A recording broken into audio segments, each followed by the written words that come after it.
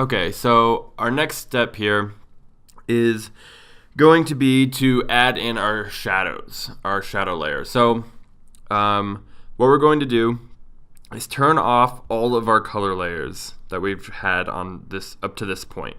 Okay, we're just going to turn all those off so that all that we're left with is our line art. Okay, now the reason we're doing this is because sometimes when we're adding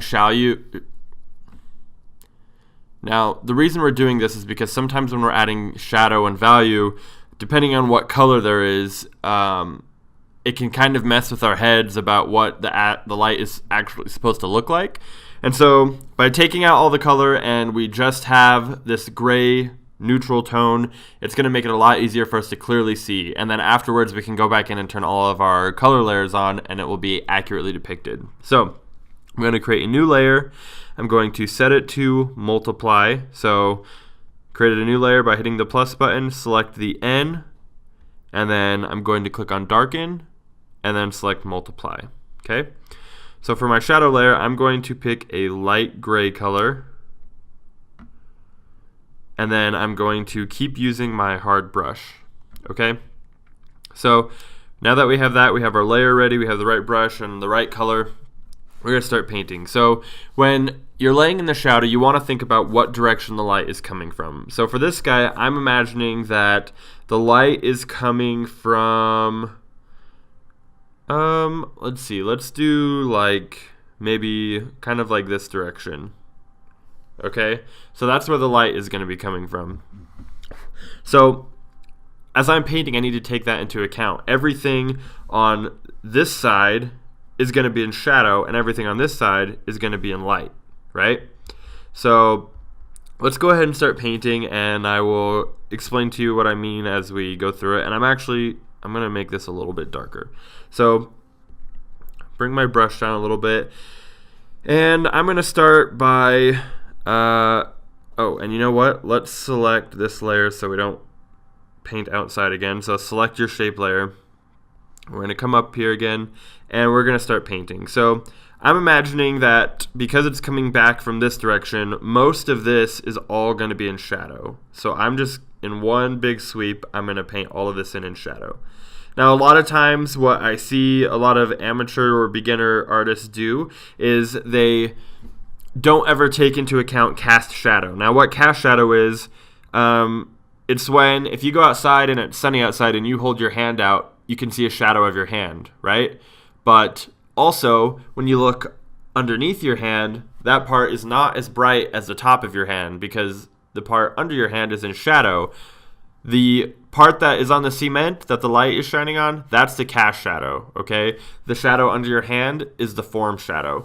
So a lot of times we know about form shadow, right? We use a lot of shading to try and get really nice form shadow, but a lot of times we don't paint in cast shadow, and that's a really important thing to do. So all of his shoulder over here is going to be either in cast shadow or part of the form shadow, right? His jawline right here is going to be having a cast shadow on the rest of his neck. Okay, his this side of his neck will also be in shadow.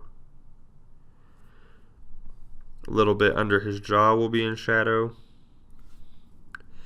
This side of his mouth, like his teeth and his face and stuff, that will also be in shadow. And here on the inside of his mouth. Okay. Inside his eye, part of that will be in shadow. And I'm using 2 fingers to undo, by the way. So 2 fingers to undo.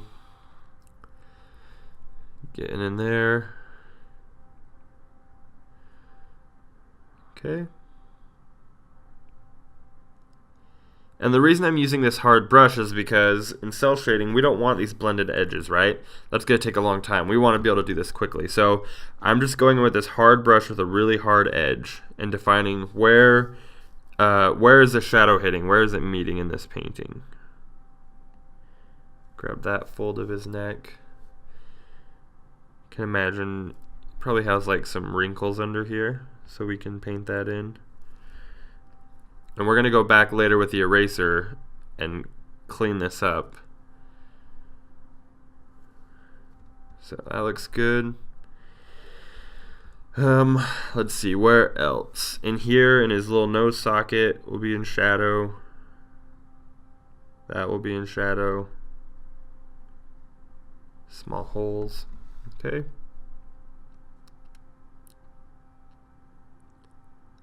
His teeth, parts of his teeth, this rounded edge of his teeth. Okay. Let's see. Finish doing this part of his robe. This cuff, the bottom of this cuff. Inside of the cuff will be in shadow. The bottom of his wrist will be in shadow. Okay. His hand.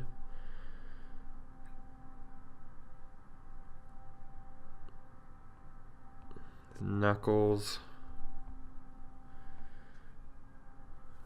Alright. And this hand we can do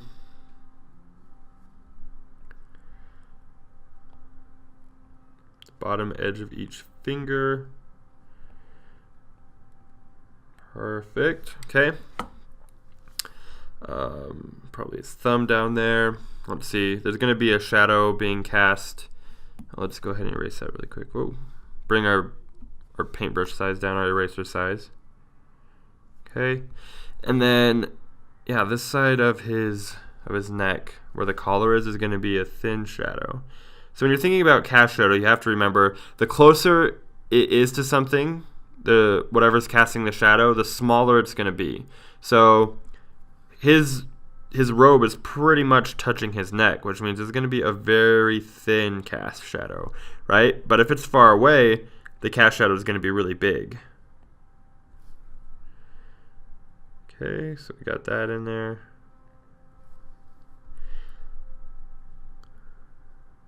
Looking good. Okay. Then underneath this shoulder pad is going to have a cast shadow coming down.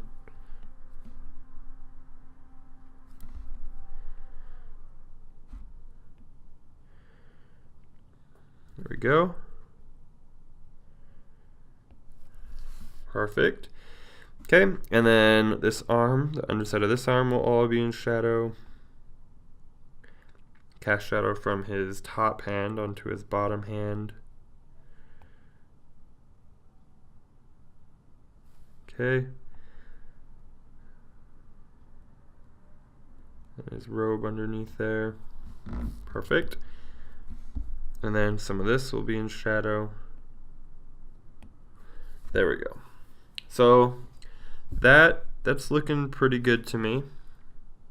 Maybe work a little bit more on his head, so underneath there, put in shadow, a little bit underneath his cheekbone.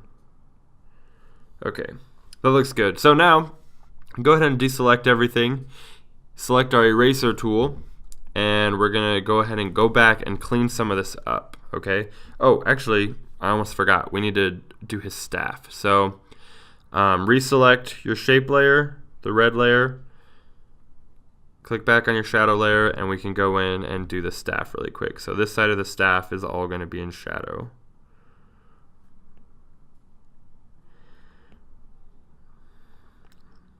Okay.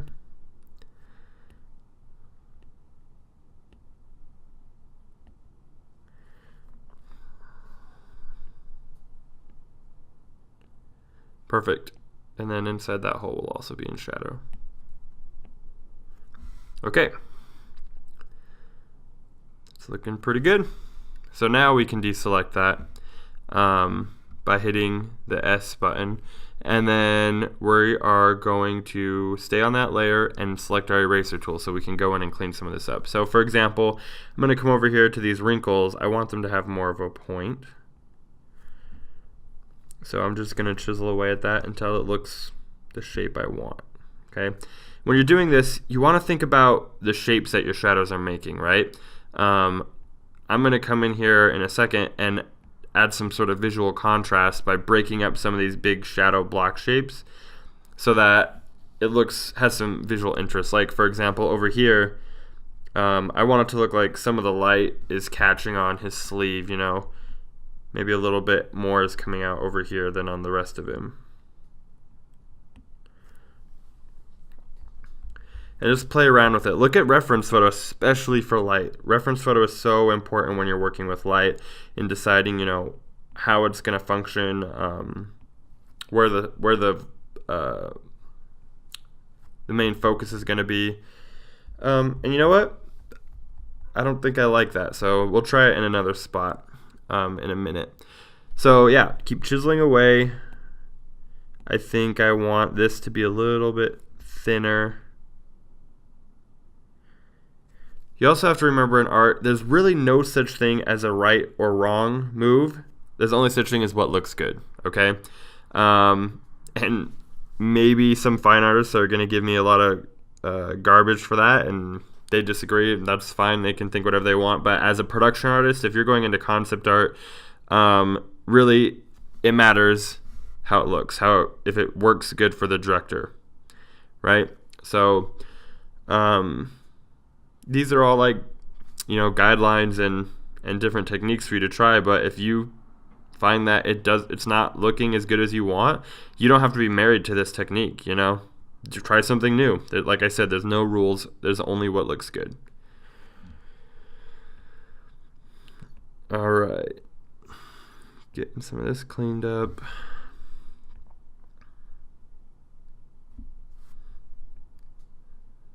Okay.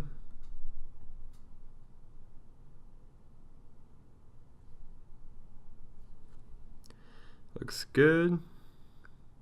And I think maybe we'll have just like a little bit of light hitting from the back. So we'll erase away some of the light, some of the shadow over here on the back of his shoulder. We can imagine that it's hitting him a little bit from behind. Perfect. Okay. Let's see, clean up his hand down here.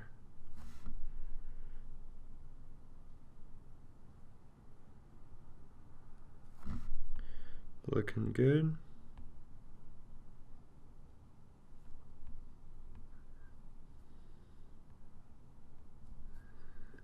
Okay. We'll do a little bit over here on his sleeve as well.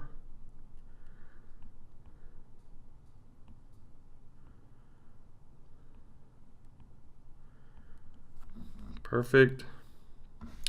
And then, oops. I'm going to go back to my paintbrush tool and fill in this little hole I accidentally erased. Go back to my paintbrush, or to my eraser, excuse me. Some of this is going to be catching light. This is the front of his robe.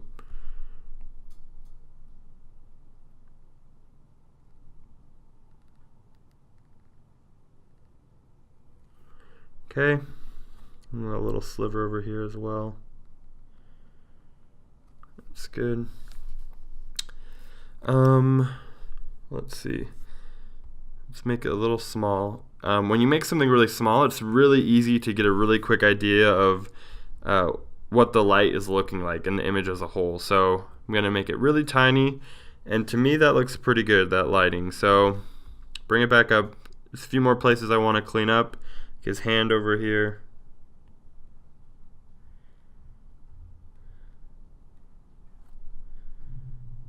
Okay.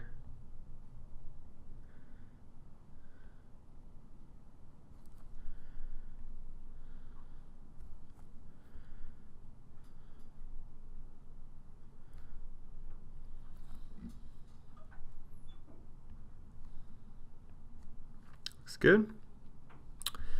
This one as well. Alright, so I'm thinking that looks pretty good. Happy with that. Awesome. Okay. So in the next lecture, we'll go over how to add our next layer of shadow if you're wanting to do 3-tone.